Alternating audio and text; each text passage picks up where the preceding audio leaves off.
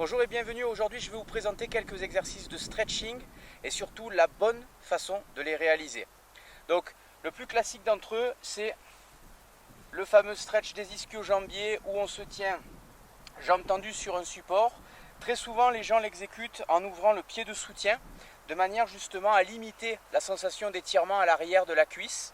L'idée justement, c'est bien au contraire de placer correctement votre bassin, c'est-à-dire d'avoir à peu près les deux crêtes iliaques ici dans le même axe, de façon justement à mettre sous tension l'ensemble des ischio-jambiers et particulièrement la portion latérale externe qui est souvent la plus raide chez la majorité des gens.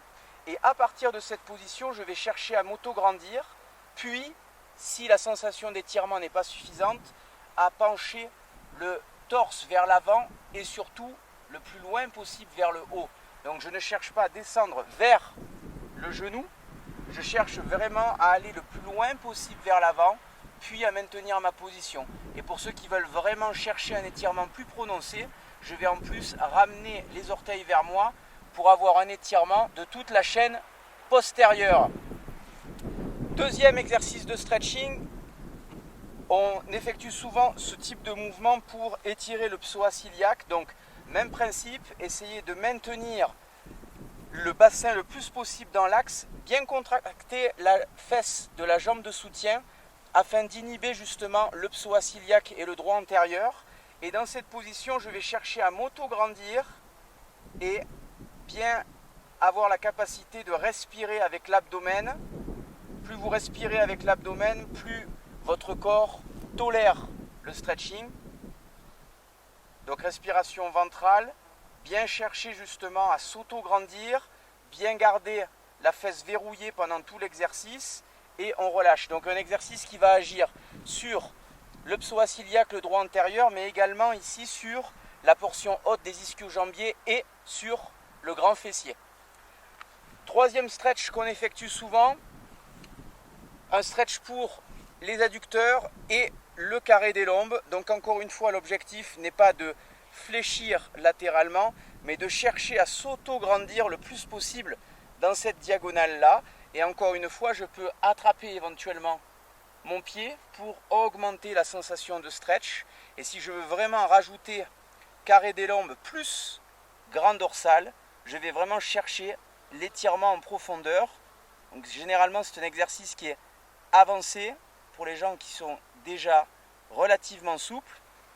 Pour la majorité d'entre vous, on commence dans cette position et on cherche véritablement à incliner comme ceci le torse pour bien ressentir l'étirement au niveau du long adducteur et des ischio-jambiers.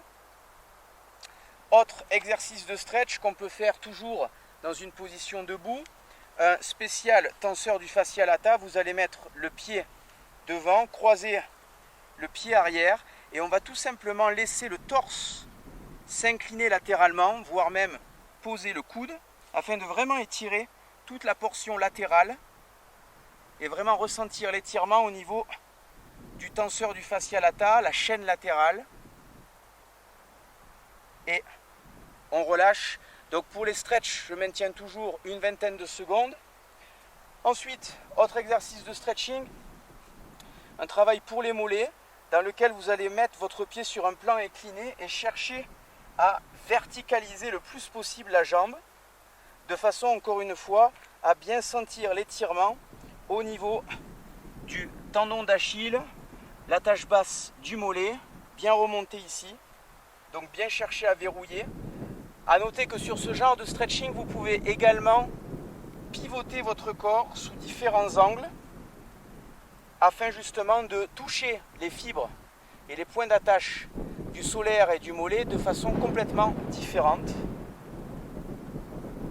Et bien entendu, on effectue le mouvement de l'autre côté. Enfin, dernier exercice de stretch qu'on peut effectuer, le classique étirement du quadriceps, où vous allez poser le pied sur une surface molle, ici l'herbe.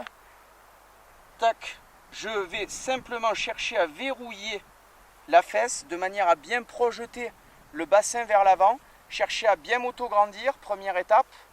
Et pour ceux qui veulent aller plus loin dans le stretch et encore une fois accentuer l'étirement à la fois dans le quadriceps, mais également dans le tenseur du fascia lata, je vais pouvoir en plus effectuer une flexion latérale, encore une fois de manière à bien étirer la chaîne latérale et la chaîne antérieure. Donc les points essentiels sur ce genre de stretch: verticaliser l'ensemble du corps, chercher à bien s'auto-grandir, légèrement verrouiller l'abdomen de façon à protéger vos lombaires, bien contracter vos fessiers, la fesse de la jambe arrière pour bien projeter le bassin vers l'avant et encore une fois maintenir la position simple 20 secondes ou plus avancée pendant 20 secondes. Et toujours penser à bien respirer avec l'abdomen. C'est pas parce qu'on respire avec l'abdomen qu'on n'est plus gainé. Il faut apprendre à différencier ces deux états. Ok ? Donc, je vous retrouve rapidement pour de nouveaux conseils d'entraînement. À bientôt. Ciao, ciao.